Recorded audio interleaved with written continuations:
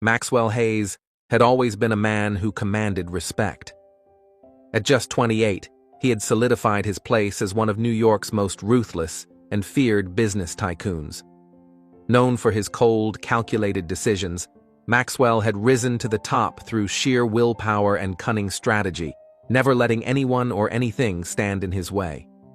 But none of that mattered when he collapsed mid-signature at a high-stakes deal that promised to take his company to unprecedented heights. He had been finalizing the contract, a deal so monumental it could redefine the future of his empire. One moment, he was sharp, his focus unwavering, and the next, he was on the floor, the pen still in his hand. The room erupted into panic. Phones were raised, voices scrambled, and security rushed to his side. The air felt thick with tension as an ambulance fought through the busy New York streets to get him to safety. When Maxwell regained consciousness, he blinked against the sterile hospital lights, his head spinning. He looked around the room, his mind clouded, only one question on his lips. Did we sign the deal? The doctor, standing by his bedside, gave a gentle shake of the head. Sir, your health is the priority right now. We'll talk business later. Maxwell Hayes had always prided himself on his strength. A man of steel resolve, he took his health seriously. Daily workouts, strict diets, and consultations with top nutritionists. His wealth was limitless, his power unchallenged, and he never showed signs of aging. His body was a machine, finely tuned and perfectly crafted to conquer anything life threw his way. But now, as he sat in the sterile hospital room, the cruel truth began to settle in. I need my PA, he barked, his voice laced with frustration, unwilling to accept what he was hearing. His hands trembled as he tried to gather himself, still refusing to believe the reality that was being presented. But Dr. Samantha Cole, her face solemn, stood before him, unfazed by his outburst. Mr. Hayes, it's not stress, she said, her voice calm but unwavering. It's an aggressive form of neuroendocrine carcinoma. We've run every test. The prognosis is clear. 6 months at most. Maxwell's grip tightened on the result in his hands. 6 months? His voice dropped, disbelief washing over him. No, you're wrong. I'm young. I've worked hard for this body. I eat right. I exercise. You can't just tell me this. Dr. Cole nodded softly, the weight of the situation clear in her eyes. I understand your frustration, but the reality is that no amount of wealth or power will change this. We've exhausted all options. You need to make peace with what's coming. I'm not going anywhere, Maxwell muttered, his mind racing. Transfer me to the best hospital. I can beat this. I can't die. But as the words escaped his lips, a quiet realization began to take hold. His world of luxury, control, and certainty couldn't protect him from this. He was just a man now, standing at the edge of a future he couldn't buy or outrun. Tears threatened to spill as he gazed out the hospital window, his eyes blank, staring at nothing. A man who had spent 38 years building empires, sacrificing everything for success, now faced the truth he had long ignored. All those years of chasing wealth, flying around the world for deals, skipping out on family events, and pushing aside relationships, it had all led to this moment. No children, no partner, no legacy to pass on. He had created empires, but they would soon be inherited by the very people who had written him off, ridiculed his ambition, and abandoned him when he needed them most. Those same people, his so-called relatives, would feast on his wealth, while he was left with nothing but the knowledge that it all meant nothing in the end. 6 months. That was all he had left. As he drove back to his mansion, the weight of it all sank in. He walked through the grand front doors without responding to the greetings of the staff, as if their words didn't reach him anymore. His home, a testament to his success, echoed with silence. Maids moved around him, his every wish once a command, the money he had worked so tirelessly for still lining his pockets. But all of it, the luxury, the power, seemed hollow now. He had everything money could buy. But as he stood in the middle of it all, he realized what he had never understood before. Money couldn't buy love, and it couldn't buy life. And now, as the clock ticked down, he found himself losing both. Maxwell Hayes sank into the chair by the swimming pool, the evening air cool against his skin. The faint rustle of leaves and the soft ripple of the water were the only sounds breaking the silence. For the first time in years, his mind wasn't racing with thoughts of business, mergers, or financial growth. His hand held a glass of wine, its deep red hue swirling gently as he took a slow sip, the weight of everything pressing down on him.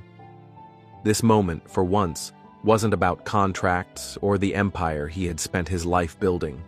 The city lights twinkled in the distance, but they held no draw for him anymore. The grandeur of his world, once everything to him, now felt distant and irrelevant. Years of ambition, power, and success seemed hollow in this quiet moment. He wasn't strategizing or planning his next move. There were no deadlines, no deals to close. It was just Maxwell, sitting in the stillness, finally letting his thoughts drift to the things he had long ignored. Maxwell had never been this way. He had never been the hard, money-driven man that people saw now. He wasn't always consumed by power or success, but something in his past had shifted him. Growing up, he witnessed his mother's betrayal, how she lied to the man who had raised him as his own. His father, despite being cheated on, had accepted him without question, never knowing the truth until his deathbed. He had no true heir, yet he remained kind, taking Maxwell in as his own. That painful chapter of his life left him scarred. He feared love, fearing it would break him the way it had broken his father. So he focused on what he could control, building his empire. The empire wouldn't betray him, wouldn't hurt him. It was something he could trust, something that wouldn't leave him shattered. Now, standing beside him in the quiet of his mansion, was Florence, his loyal maid. She had worked for him for years, her devotion unwavering. She was one of the few constants in his life, someone who hadn't turned away when everything else felt fragile. "Sir," Florence called softly. "Sir, your dinner is ready."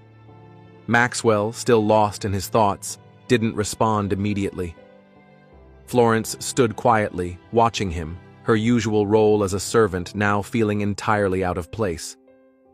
Maxwell Hayes, the man who commanded attention with a glance, the one whose every word carried weight, was different now. She had never seen him like this before. He had always been a source of power, a man who dominated any room, the most feared figure in New York. But now, he seemed small, defeated. "Sir," she stuttered, her voice trembling slightly as she approached him. "Are you all right?" Maxwell didn't respond. He didn't need to. With a weary hand, he lifted it to his head, his fingers pressing against his temple as if trying to steady himself. He was holding it together, but just barely. Florence stood for a moment, unsure of what else to say. She repeated softly, "Sir, your food is ready," her voice barely a whisper. Slowly, she walked toward the door, her footsteps light but hesitant. As she reached for the handle, she turned back and spoke from the heart.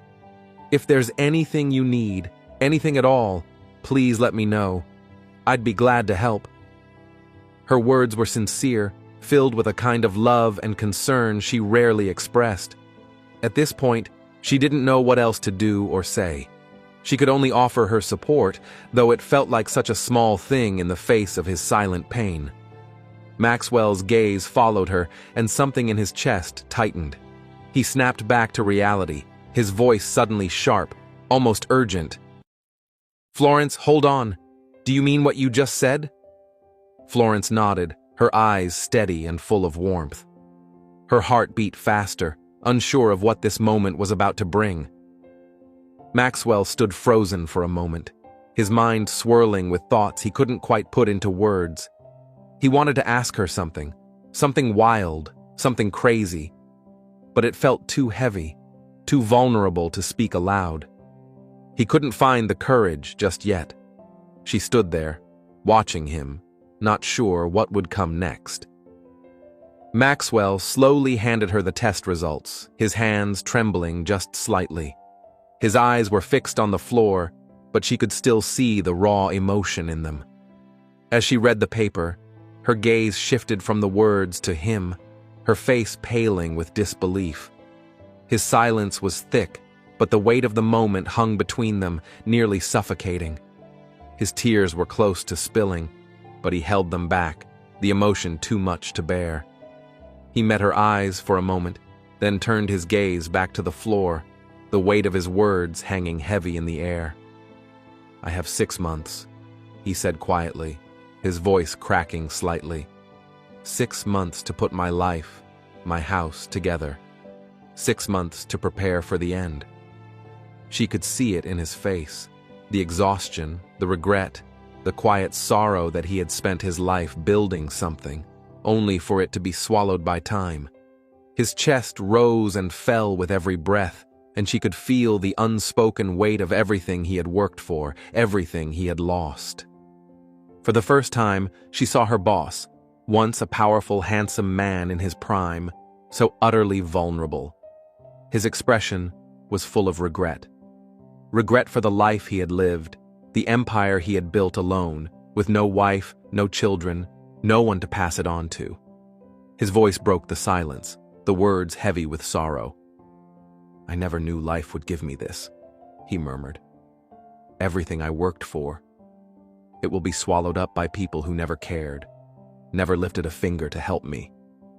He turned to Florence, his eyes locking with hers, a sense of desperation in his gaze. "I need an heir," he said, his voice barely above a whisper. "I need someone I can trust. Someone who won't take my child and use them to climb some social ladder or tear everything apart." Florence was stunned, her mind struggling to make sense of it all. Her heart raced as she stood there, frozen in place. "What exactly are you asking me to do, sir?" she finally managed to ask, her voice shaking slightly. Maxwell took a step closer, his pain almost palpable. "I need you to carry my child, Florence." The words seemed to hang in the air, heavy with finality. Silence followed as she blinked, unsure if she had truly heard him right. "What?" she whispered, still trying to process his request. "I need a legacy," Maxwell continued, his voice strained. "And you're the only one I trust with that." Her eyes searched his, trying to read the depth of his need. She didn't understand what exactly he was asking. Florence staggered back, her hand instinctively clutching the tray tighter, as if it might steady her shaking hands. Her throat tightened, and she could barely catch her breath. She had heard the pain in his voice, understood the weight of his words, but this was too much. She had vowed, after losing her late husband, that she would never let anyone close to her again. He had been the love of her life, the man she had waited for. They had planned a future together, a life she had envisioned for years. But then he died, just days before their wedding. His death took so much from her, everything she had hoped for, dreamed of, and promised to give. It was as though the life she had envisioned was stolen, and the world seemed to stop making sense. Now, standing before Maxwell Hayes, the man who had always been distant and commanding, she was being asked to do something that felt like a betrayal to everything she had sworn to protect. She had kept herself, her body, her love, for her late husband, the love of her life. And here he was, casually asking for the one thing she had guarded, the one thing that had meant so much to her. "I am a virgin," she whispered, the words barely escaping her lips, as if admitting this truth made it somehow more painful. Her voice trembled, unable to hold the flood of emotions that threatened to spill out. "What you're asking of me, it's too much." Her eyes stung with the tears she was struggling to keep back. She wanted to explain to him, to make him understand why this felt like an impossible request, but the weight of her own grief stopped her. It was the past, the memories of her lost love, that would be brought to the surface, and she couldn't bear that, not now.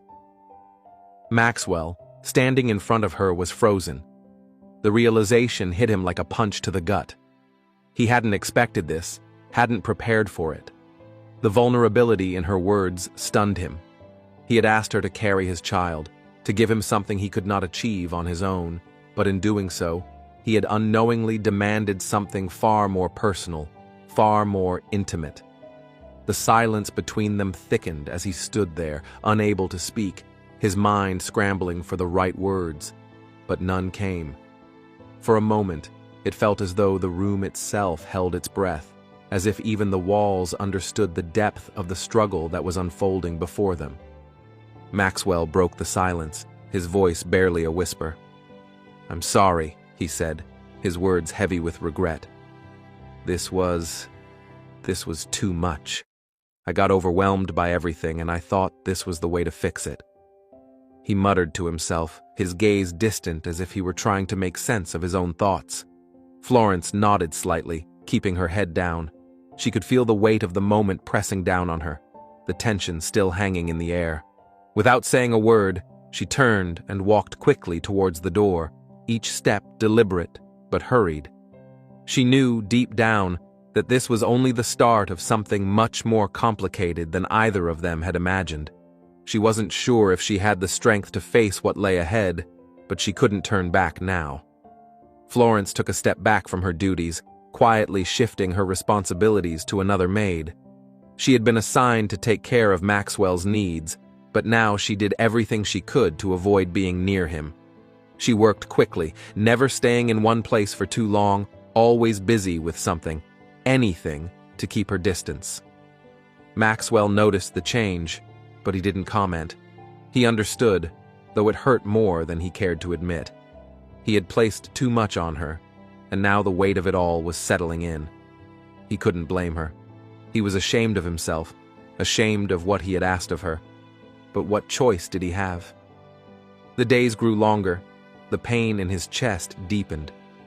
He stayed home more often, making fewer phone calls, retreating into his study. It was the only place where he could hide from the reality of his situation. He watched the days slip by, counting them one by one, knowing he couldn't stop the inevitable, but not knowing how to face it. The silence between them only made it harder to bear. Florence had just finished in the laundry room and was about to return to her room when she stopped in her tracks. On her bed, she saw a box wrapped in the softest sky blue silk. Curiosity gripped her as she approached, but it was the note on top that caught her attention first. It was handwritten, the words flowing with an apology that tugged at her heart. "Florence, I am truly sorry for placing this burden on you.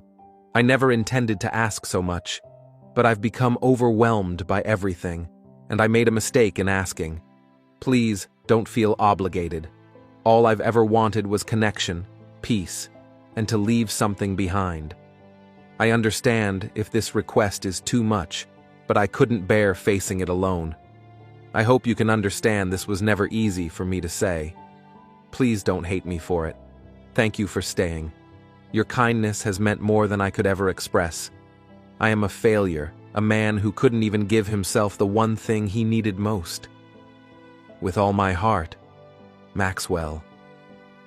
Her hand trembled as she read, the words sinking deep into her chest. Then she lifted the lid of the box. Inside, nestled among delicate petals, was a necklace, a stunning piece, elegant and simple, something you don't buy for just anyone, especially not for a stranger. The weight of it was enough to pull the tears from her eyes. She pressed the necklace to her chest, feeling the warmth of it against her skin. For the first time in days, the tears came freely. Her body shook with the release, her heart aching as she sat down on the edge of the bed. As she looked at the life she had built over the past 5 years, the truth hit her all at once. Maxwell had been nothing but good to her. He had never asked for anything in return. He had paid her rent, fed her when she struggled, never once belittled her.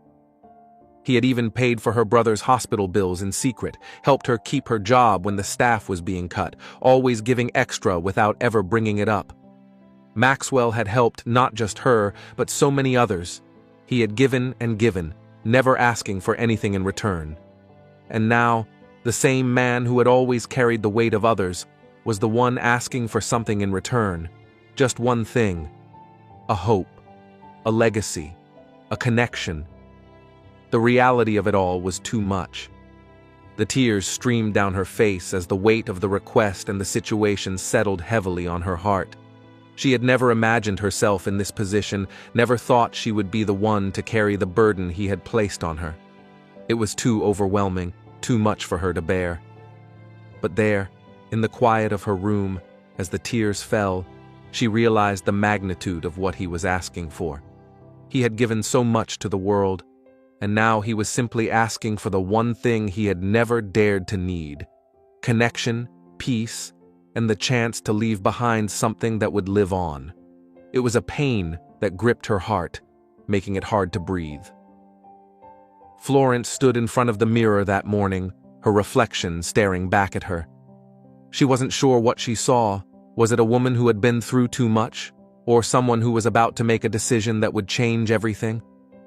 The weight of Maxwell's request, of the burden she'd been carrying, felt unbearable. Yet, deep down, she knew it was time. The choice she made now could either break her or change the course of her life entirely.